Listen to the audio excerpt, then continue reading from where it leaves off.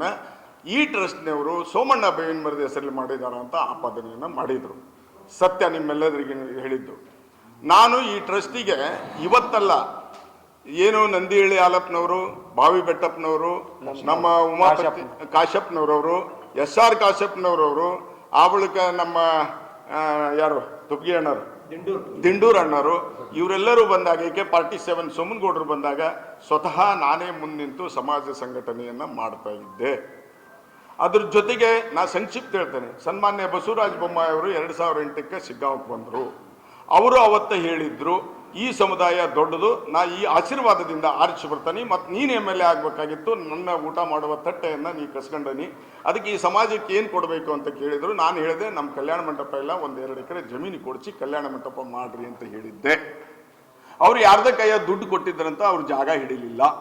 ಸ್ವತಃ ನಂದೇ ಜಾಗವನ್ನು ಈ ಮಠದ ಪೀಠಾಧಿಪತಿಗಳಿಗೆ, ಹಿಂದಿನ ಪೀಠಾಧಿಪತಿಗಳು ಸಿದ್ಧಲಿಂಗ ಸ್ವಾಮಿಗಳ ಹೆಸರಲ್ಲೇ 2 ಎಕರೆ ಜಮೀನನ್ನು ನನ್ನ ಹೆಸರಲ್ಲೇ ಇದ್ದದ್ದನ್ನು ಸ್ವತಃ ಎನ್ನೆ ಮಾಡಿಸ್ರಿ ಶ್ರೀವರ DC ಇದ್ರು ಹಾವೇರಿಗೆ, ಅವ್ರ ಕಡೆಯಿಂದ ಎನ್ನೆ ಮಾಡಿಸಿ ಕರೆಂಟಿನ ಕಂಬ ತೆಗೆಸಿ, ಇನ್ನೊಬ್ಬ ಆತ್ಮೀಯ ಸಹೋದರ ಶ್ರೀಕಾಂತ್ ಗುಂಡಿಗೌಡರು, ನಾನು ಇಲ್ಲಿರ್ತಕ್ಕಂಥ ಅವತ್ತಿನ ದಾಸೋಹ ಸಮಿತಿಯವರನ್ನೆಲ್ಲರನ್ನು ಕರೆಸಿ ಅಳತಿ ಮಾಡಿಸಿ ಅದಕ್ಕೆ ಬೋರ್ ಹಾಕಿಸಿ ಬಸವರಾಜ ಬೊಮ್ಮಾಯಿ ಅವರಿಗೆ ಈ 2 ಎಕರೆ ಜಮೀನನ್ನು ಕಲ್ಯಾಣ ಮಂಟಪ ಕಟ್ಟಿಸ್ಕೊಡ್ರಿ ಅಂತ ನಾನೇ ಅವತ್ತ ಹಿಂದಿನ ಶ್ರೀಗಳ ಹೆಸರಲ್ಲಿ ನಾನಿಲ್ದಾಗ, ನಾನು ಬಸವರಾಜ ಬೊಮ್ಮಾಯಿಯವರು ಹೊರಗೆ ಹೋದಾಗ ನನ್ನ ಹೆಂಡತಿ ಕಡೆಯಿಂದ ನಮ್ಮ ತಾಲೂಕಾ ಅಧ್ಯಕ್ಷರು 37,000 ರೂಪಾಯಿ ತರಿಸಿ ಅದನ್ನು ಖರೀದಿ ಮಾಡಿಸಿದ್ರು.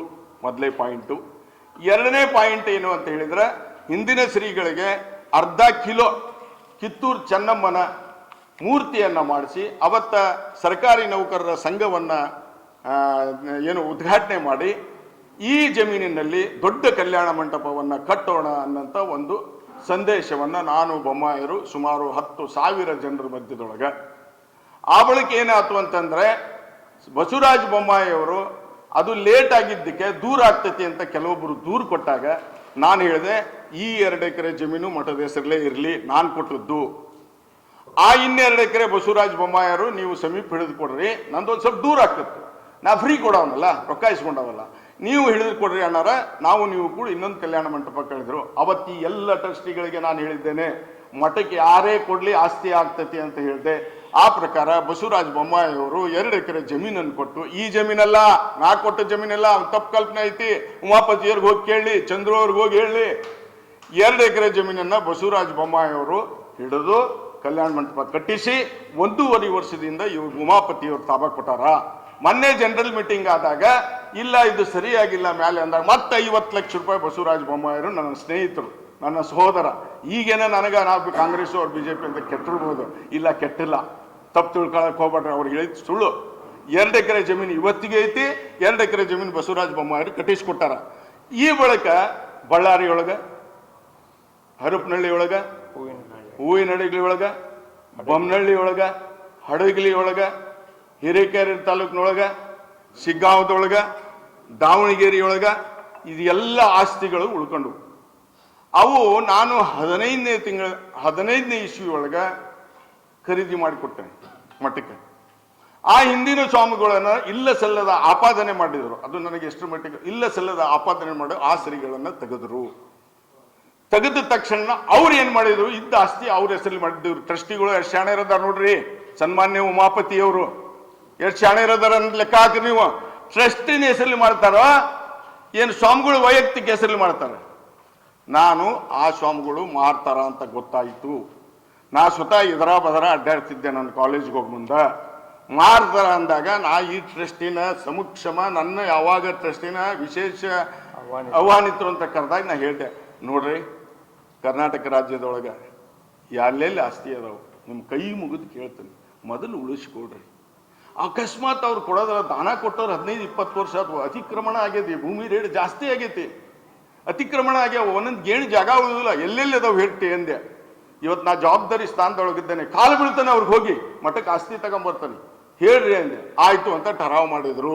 ಆ ಟರಾವ್ ತೆಗೆದು ನೋಡ್ಬಹುದು, ಏನು ಹರಿದು ಹೋಗದಾರ ಗೊತ್ತಿಲ್ಲ.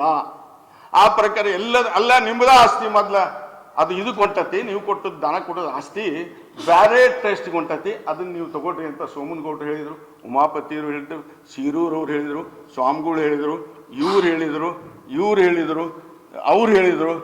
ಇಲ್ಲಿದ್ದಂಥ ಎಲ್ಲರೂ ಇವ್ರು ಹೇಳಿದ್ರು ಎಲ್ಲರೂ ಟ್ರಸ್ಟ್ನೊಳಗೆ ಎಲ್ಲರೂ ಏನು ನಿರ್ಣಯ ಮಾಡಿದ್ರು ಅಂದ್ರೆ ಕರ್ನಾಟಕ ರಾಜ್ಯದಲ್ಲಿರ್ತಕ್ಕಂಥ ಪಂಚಮಸಾಲಿ ಪೀಠಕ್ಕೆ 1 ಗುಂಟೆ ಇರಲಿ 10 ಎಕರೆ ಇರಲಿ ಅದನ್ನು ನೀವು ಉಳಿಸ್ಬೇಕು ಅಂದರು. ನಾನು ಈಗ 1.5 ವರ್ಷದಿಂದ ಪರವಾಗಿದ್ದೆ. ಹಂಗಾರೆ ಕರ್ನಾಟಕ ರಾಜ್ಯದಲ್ಲಿರ್ತಕ್ಕಂಥ ಆಸ್ತಿಗಳ ವಿವರಣೆಯನ್ನು ಕೊಡ್ರಿ ಅಂತ ನಾ ಕೇಳಿದೆ. ಇವತ್ತಿನವರೆಗೂ ಯಾವ ತಾಲೂಕಿನೊಳಗೆ ಯಾವ ಹಳ್ಳಿಯೊಳಗೆ ಏನೈತೆ ಅನ್ನೋದು ಉಮಾಪತಿಯವರು ಇವತ್ತಿನವರೆಗೆ ಕೊಡಕ್ಕೆ ತಯಾರಿಲ್ಲ. ನಾನು ಇಡೀ ದಿವಸ ಸಮಾಜ ಸಲುವಾಗಿ ಬಿಟ್ಟು ಬೆಂಗಳೂರಿಂದ ಬರಬೇಕು, ಚಿಕ್ಕಾಂವದಿಂದ ಬರಬೇಕು, ಇಡೀ ಸಮಯ ಆಯ್ತು. ಲಾಸ್ಟ್ಗೆ ಏನು ಹೇಳಿದ್ರು ಇವರೆಲ್ಲರೂ ಕೂಡ್ಕೊಂಡು ಇಲ್ಲೇ ಅದಾರ, ಕೇಳ್ರಿ ಟ್ರಸ್ಟಿಗಳು, ಅವ್ರನ್ನೂ ಕೇಳ್ರಿ, ಅವ್ರ ಸಮಕ್ಷಮ ನಾ ಬರ್ತಾನೆ, ಯಾರನ್ನೋ ಒಬ್ಬರನ್ನ ಕಳಿಸಲ್ಲ. ಉಮಾಪತಿಯವರ ನೇರವಾಗಿ ನಾನು ಕೇಳಬೇಕಾಗಿತ್ತು, ಏನಪ್ಪ ನೀನು ಅದಕ್ಕೆ ಎಷ್ಟೇ ಖರ್ಚು ಬರಲಿ ಸೋಮಣ್ಣ ನೀನು ಹೋಗು, ಮೊದ್ಲ ಜಗಂತಗ ಬೇರೆದ್ರ ಇಲ್ಲ ನಾವು ಹೋಗೋದಿಲ್ಲ ನೀವು ಹೋಗ್ರಿ ಅಂದೆ. ಇಲ್ಲ ಆ ಸ್ವಾಮಿಗಳ ಬಗ್ಗೆ ನಮಗೆ ಬಹಳ ತಕರಾರು ಐತಿ, ಹೋಗೋದಿಲ್ಲ ಅಂತ. ಹಂಗಾರೆ ಸೋಮನಗೌಡರ ನೀವು ಹೋಗ್ರಿ ಅಂದೆ. ಯಾವ ಕಾಲಕ್ಕೂ ತಪ್ಪು ತಿಳ್ಕೊಬೇಡ್ರಿ, ಶಬ್ದವನ್ನ ಇಲ್ಲಿ ಹೇಳ್ತೇನೆ ಅಂತೇಳಿ ಯಾವ ಕಾಲಕ್ಕೂ ಹರಿಹರ ಪೀಠಕ್ಕೆ ಈ ಜಮೀನನ್ನ ನಾನು ಹೆಸರಿದ್ದು ಬಿಟ್ಟು ಕೊಡೋದಿಲ್ಲ ಅಂತ ಸ್ವತಃ ಹೇಳಿ ಕಳಿಸಾರ ಸೋಮನಗೌಡರಿಗೆ. ಸೋಮನಗೌಡರು ಬಂದು ಸೋಮಣ್ಣವ್ರ ಕೈ ಹಾಕಿದ್ರೆ ಆಸ್ತಿ ಬರ್ತಾವ ಎಲ್ಲವೂ ಅಂತ ಹೇಳಿದ್ರು, ಠರಾವ್ ಮಾಡಿದ್ರು. ಹಂಗಾರೆ ಏನು ಮಾಡ್ಬೇಕಂದ್ರೆ ಸ್ವಾಮಿಗಳು ಏನು ಹೇಳಿದ್ರು, ನನಗೆ ಅಡ್ಡಾಡಕ್ಕೆ ಗಾಡಿ ಇಲ್ಲಪ್ಪ, ನಾನು ಪಂಚಮಸಾಲಿ ಸಮುದಾಯದ ಸಲುವಾಗಿ ದುಡ್ದನಿ, ನೀ ನನಗೊಂದು ಗಾಡಿ ಕೊಡಿಸು, ನಾ ಬಿಟ್ಟು ಕೊಡ್ತೇನೆ ಅಂದ್ರು. ನಾನು ಇವ್ರಿಗೆ ಅದನ್ನು ಬಂದು ಹೇಳಿದೆ, ಆಗ್ಲಿ ಕೊಡಿಸ್ಬಿಡ್ರಿ ಅಂದ್ರು. ಆ ಬಳಿಕ ನಾನು ಆ ಸ್ವಾಮಿಗಳಿಗೆ ಕರೆದು ಸ್ಟಾಂಪ್ ಡ್ಯೂಟಿ ಖರ್ಚು ಹಾಕಿ 27 ಲಕ್ಷ ರೂಪಾಯಿದ ಇಂಡಿಯನ್ ಬ್ಯಾಂಕ್ನ ಸಾಲ ಮಾಡಿ ಅವ್ರಿಗೆ ಗಾಡಿ ಕೊಟ್ಟನಿ.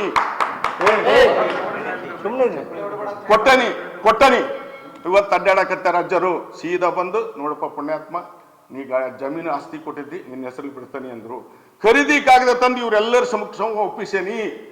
1,70,000 ಸ್ಟಾಂಪ್ ಡ್ಯೂಟಿ, 21,20,000 ರೂಪಾಯಿ ಅದಕ್ಕೆ ಸ್ಟಾಂಪ್ ಡ್ಯೂಟಿ ಖರ್ಚು ರೊಕ್ಕ ವ್ಯಾಲ್ಯೂಯೇಷನ್.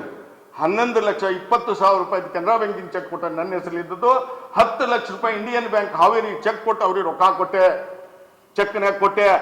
ಬಂದಿಂದಾಗ ಇವರು ತಾಬಾ ಒಪ್ಪಿಸಿದೆ ಖರೀದಿ ಕಾಗದನ. ನೀವು ಯಾವಾಗ ಹೇಳ್ತೀರಿ ಅವತ್ತು ಮಠದಿರಿಗೆ ಬಿಡ್ತಾನೆ ಅಂತ ಹಿಂಗೆ ಉದ್ದಕ್ಕೆ ನಮಸ್ಕಾರ ಮಾಡಿದೆ. ನೀವು ಯಾವಾಗಾರ ಬಿಡಿಸ್ಕರಿ, ತಗೊಳ್ರಿ, ನಾನು ರೊಕ್ಕ ಕೊಡಬಾರ್ರಿ, ಆಸ್ತಿ ಬಿಟ್ಟು ಕೊಡ್ತೇನೆ ಎಂದೆ. ಮತ್ತೊಂದು ಜವಾಬ್ದಾರಿ ಹೇಳಿದ್ರು, ಕರ್ನಾಟಕ ರಾಜ್ಯದಲ್ಲಿ ಇರ್ತಕ್ಕಂಥವು ಇದೇ ರೀತಿ ಮಾಡು, ನೀನು ತಂದು ಕೊಡ್ತೀಯ ಅನ್ನೋ ವಿಶ್ವಾಸ ಐತಿ, ಆ ಆಸ್ತಿ ಸದ್ಯಕ್ಕೆ ನಿನ್ನ ಹೆಸರಿರ್ಲಿ, ಎಲ್ಲೆಲ್ಲದ ಗೊತ್ತೋಗುತ್ತಾರ ಅಂದ್ರೆ ಇವತ್ತಿನವರೆಗೆ ಕೊಡ್ಲಿಲ್ಲ. ಸುಮ್ಮನೆ ಬಸವರಾಜ ಬೊಮ್ಮಾಯಿಯವ್ರ ಜಾಸ್ತಿ ಕೂಡ ಏನು 2 ಎಕರೆ ಕೊಟ್ಟದ್ದು ಸತ್ಯ, ಅದನ್ನ ಅವ್ರ ಕಲ್ಯಾಣ ಮಂಟಪ ಕೊಟ್ಟರು ಸತ್ಯ. 50 ಲಕ್ಷ ರೂಪಾಯಿ ಬೊಮ್ಮಾಯಿಯವ್ರಿಗೆ ಕೊಟ್ಟದ್ದು ಸತ್ಯ. ಮೊನ್ನೆ MP ಕ್ಯಾಂಡಿಡೇಟ್ ಯಾರೋ ಗಡ್ಡಿ ದೇವ್ರ ಮಠ 15 ಲಕ್ಷ ರೂಪಾಯಿ ತಂದು ಕೊಟ್ಟದ್ದು ಸತ್ಯ. ಆ ಬಳಿಕ ಮಲ್ಲಿಕಾರ್ಜುನ್ ಸಾವ್ಕಾರ ಎಷ್ಟು MP ಎಲೆಕ್ಷನ್ ಎಷ್ಟು ಕೊಟ್ಟರೆ ಅದು ಸತ್ಯ. ರಾಜಕಾರಣಿಗಳಿಂದ ವಸೂಲು ಮಾಡಿದ್ದು ಸತ್ಯ. ನಾನು ಹೇಳ್ತಾ ಇದ್ದೇನೆ, ಸ್ವಾಮಿಗಳಿಗೆ ಹೇಳಿನಿ, ಟ್ರಸ್ಟಿಗೆ ಹೇಳಿನಿ. ಉಮಾಪತಿಯವರು ಪತ್ರ ಬರೆದ್ರು, ಏನಂತ ಹೇಳಿ, ಸೋಮಣ್ಣ ಬೇವಿನ ಪರಬಾರೆ ಮಾಡ್ಕೊಂತಾರ, ಅವ್ರಿಗೆ ಆಸ್ತಿನ ಬಿಡುಗಡೆ ಮಾಡಬಾರ್ದು ಅಂತ ಸಬ್ ರಿಜಿಸ್ಟ್ರಿ ಮಾಡಿದ್ರು. ಇಷ್ಟೆಲ್ಲ ಆಗಿನೂ ಮಾಡಿದ್ರು. ನಾ ಬಂದು ಕೇಳಿದೆ, ಈ ರೀತಿ ಯಾಕೆ ಮಾಡಿದ್ರಿ, ಇನ್ಯಾಕೆ ವಿಶ್ವಾಸಘಾತಕನಾಗಿ ಮಾಡಿದ್ರಿ, ಕೈ ಮುಗಿದು ಕೇಳಿದೆ. ಮೊನ್ನೆ ನಾನು ಕೇಳುವಾಗ ಡಾಕ್ಟರ್ ಮಾತರು, ಉಮಾಪತಿ ಏನಾರ ದಯಮಾಡಿ 2 ನಿಮಿಷ ಮಾತಾಡಕ್ ಕೊಡ್ರಿ ಅಂದ್ರೆ, ನೀನು ಸಂಬಂಧ ಇಲ್ಲ ನೀನು ಅಂದ್ರು. ನಾ ಸಂಬಂಧ ಇಲ್ಲ ಅಂದ್ರೆ ಹೊರಗೆ ಹೋಗಿ ದೊಡ್ಡ ಅಜ್ಜನ್ನ ಗದ್ಗೆ ಕುಂತೆ. ಇದೆಲ್ಲ ಗಲಾಟೆ ಆದ್ರಿಂದ ಡಾಕ್ಟರ್ ಹಿರಿಯರು ಬಿಟ್ಟು ಹೋದ್ರು ಅನ್ಬಾರ್ದಕ್ಕೆ ದವಾಖಾನಿಗೆ ಕರ್ಕೊಂಡು ಹೋಗೀನಿ. ನಂದು ತಪ್ಪಿತ್ತು ಅಂದ್ರೆ ಆ ಮನುಷ್ಯನ ಕರ್ರಿ, ಇಲ್ಲ ಉಮಾಪತಿಯವರು ಪ್ರಶ್ನೆ ಮಾಡ್ರಿ. 4 ಎಕರೆ ಜಮೀನು ಐತಿ, ಈಗ 2 ಎಕರೆ ಕಲ್ಯಾಣ ಮಂಟಪ ಬೊಮ್ಮಾಯಿಯವರು, ನಾನು ಅವರು ಕೂಡಿ ರಾಜಕಾರಣ ಮಾಡೋ ಮುಂದೆ ನಾನೇ ಹೇಳಿದ್ದೆ ನಮ್ಮ ಸಮಾಜಕ್ಕೆ ಕೊಡ್ಬೇಕು. ಈಗನೂ 2 ಎಕರೆ ಜಮೀನು ಐತಿ. ಮೊನ್ನೆ ಸನ್ಮಾನ್ಯ ಸಿದ್ದರಾಮಯ್ಯ ಸಾಹೇಬರಿಗೆ, ನಮ್ಮ ರಾಜ್ಯದ ಉಸ್ತುವಾರಿಗಳಿಗೆ 10 ಕೋಟಿ ರೂಪಾಯಿ ಕೊಡ್ಬೇಕಂತ ಕೇಳ್ಕೊಂಡ್ರೆ 10 ಕೋಟಿ ರೂಪಾಯಿನ ಲೋಕಲ್ ಕಮಿಟಿ ಮಾಡಿ ಕಲ್ಯಾಣ ಮಂಟಪ ಕಟ್ಟಿಸಿ ಹಾಸ್ಟೆಲ್ ಕಟ್ಟಿ ಬಡವರಿಗೆ ಅದನ್ನು ದಾನ ಮಾಡ್ತಾನೆ ಅಂತ ನಿರ್ಣಯ ಮಾಡಿದ್ದೇನೆ. ತಪ್ಪು ಒಪ್ಪು ಉಮಾಪತಿ ಕೇಳಿ ಇಲ್ಲ, ಈಗ ಬಂದ ಅವ್ನು ಇಲ್ಲಿ ಕರೆದು ಕೇಳ್ತೇನೆ. ಸುಮ್ಮನೆ ಗಲಾಟೆ ಮಾಡಿದ್ರೆ ಕರ್ನಾಟಕ ರಾಜ್ಯದೊಳಗೆ ಪೈಸಾ ಕೊಟ್ಟವ್ರು ಅದಾರ, ಪೈಸಾ 5 ರೂಪಾಯಿ ಕೊಟ್ಟವ್ರು ಅದಾರ, ಈ ಮಠಕ್ಕೆ ಕಸ ಹೊಡೆದವ್ರು ಅದಾರ, ಬಹಳಷ್ಟು ಅಭಿಮಾನದಿಂದ ಅದಾರ. ನಾನೇ ಸುಮಾರು 25 ಲಕ್ಷ ರೂಪಾಯಿನ ಈ ಸ್ಲ್ಯಾಬ್ ಹಾಕಂಬಂದು ಚಂದ್ರನ ಕೈಯ ಕೂಡ ಒಂದು ರಸೀದ್ ಕೊಟ್ಟಿಲ್ಲ. ಇವತ್ತು ಹೇಳ್ತಾ ಇದ್ದೇನೆ, ರಸೀದ್ ಕೊಟ್ಟಿಲ್ಲ. ಅನ್ನದಾಸೋಹ ಮಾಡೋ ಮುಂದೆ ವಕೀಲರಿಗೆ ರೊಕ್ಕ ಕೊಟ್ಟ 1.5 ಲಕ್ಷ ರೂಪಾಯಿನ ಅಲ್ಲಿ 1 ಲಕ್ಷ ರೂಪಾಯಿ ಕೊಟ್ಟಾರೆ, ಹೆಸರು ಹಾಕಿಲ್ಲ. ಇವತ್ತು ನಾನು ಅದನ್ನು ಕೇಳ್ತಾ ಇಲ್ಲ. ಚೆಕ್ನ್ಯಾಗ ಕೊಟ್ಟ, ನಾನೇನು ಪುಕಟ ಕೊಟ್ಟಿಲ್ಲ, ಇನ್ಕಮ್ ಟ್ಯಾಕ್ಸ್ ಪೇ ಇದ್ದೀನಿ, ನಾನು ಕೊಟ್ಟಿದ್ದೀನಿ. ದೇವ್ರು ನನಗೆ ಅನುಕೂಲ ಮಾಡಿಕೊಟ್ಟಾನ, ಬೆಳೀಲಿ ಅಂತೇಳಿ ಪ್ರತಿ ವರ್ಷ ಪಂಚಮಸಾಲಿ ಸಮಾಜದವ್ರು ಅಷ್ಟೇ ಅಲ್ಲ, ಯಾರೇ 96% ಮಾಡಿದ್ರೆ ಫ್ರೀಯಾಗಿ ಹಾಸ್ಟೆಲ್ ಕೊಡ್ತಾ ಇದ್ದೀನಿ. ಕೊಡೋನ್ರಿ ಉಮಾಪತಿಗೆ ಕೋಟಿ ಗಂಟ್ಲೆ ಐತಿ. ನನ್ನ ಹೊರಗೆ ಹಾಕಿದ್ರು ಮೊನ್ನೆ. ನಾ ಇವತ್ತಿನವರೆಗೆ ಸಮಾಜದ ಮರ್ಯಾದೆ ತೆಗಿಬಾರ್ದು ಅಂತ ಸುಮ್ಮನೆ ಇದ್ದೆ. 7, 8, 15 ಕೋಟಿ ರೂಪಾಯಿ ಅವ್ಯವಹಾರ ಮಾಡ್ಯಾರ. ಏನಾದರೂ 24ನೇ ತಾರೀಕಿಗೆ ಶ್ರೀಗಳನ್ನು ಹೊರಗೆ ಹಾಕಿದ್ದೆ ಆದ್ರೆ ಅವರವರ ಅಂಗಡಿಯ ಮುಂದೆ, ಅವರವರ ಮನೆ ಮುಂದೆ ಕರ್ನಾಟಕ ರಾಜ್ಯದ ಜನರನ್ನ ಕರೆಸಿ ಘೆರಾವ ಹಾಕಿಸ್ತೀನಿ ಸ್ವಾಮಿ.